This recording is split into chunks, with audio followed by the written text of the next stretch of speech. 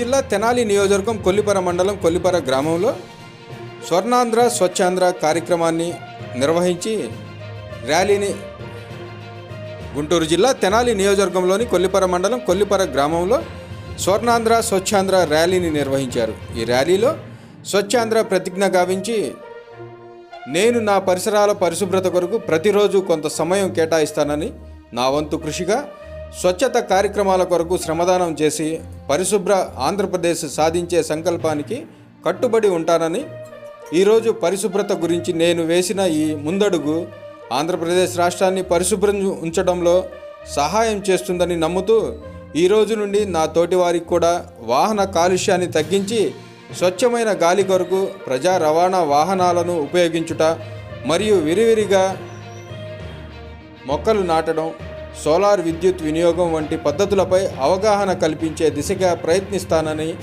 మన ఆంధ్రప్రదేశ్ను స్వచ్ఛాంధ్రప్రదేశ్గా తీర్చిదిద్దేటట్లు నా వంతు కృషి చేస్తానని ప్రమాణం చేస్తున్నాను అంటూ స్వర్ణాంధ్ర స్వచ్ఛాంధ్ర కార్యక్రమాన్ని నిర్వహించారు. ఈ కార్యక్రమంలో పిల్లి రాధిక గ్రామ sarpanch, CH Bhargav deputy MPDO, Rajesh housing, గ్రామ పంచాయతీ ఇన్ఛార్జి కె లీలావతి మరియు గ్రామ పంచాయతీ సిబ్బంది, గ్రామ సచివాలయ సిబ్బంది, స్కూల్ టీచర్లు, పిల్లలు పాల్గొన్నారు. ప్రతిరోజు కొంత సమయం కేటాయిస్తానని, నా వంతు కృషిగా స్వచ్ఛత కార్యక్రమాల కొరకు శ్రమదానం చేసి పరిశుభ్ర ఆంధ్రప్రదేశ్ సాధించే సంకల్పానికి కట్టుబడి ఉంటానని, ఈరోజు పరిశుభ్రత గురించి నేను వేసిన ఈ ముందడుగు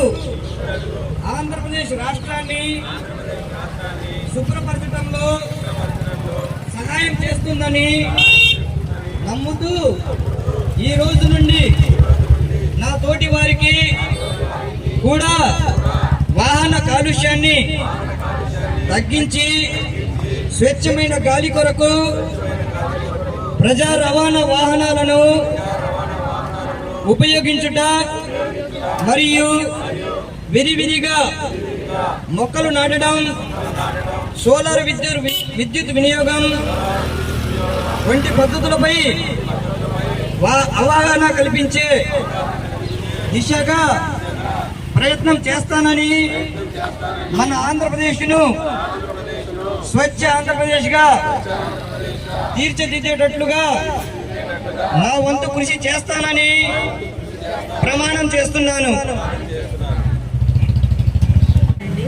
ఈరోజు మనము ప్రతి విషయంలోనూ ప్రతి మహిళ ఇంట్లో కూడా అనుకోకుండా ప్లాస్టిక్ని వాడటం జరుగుతుంది.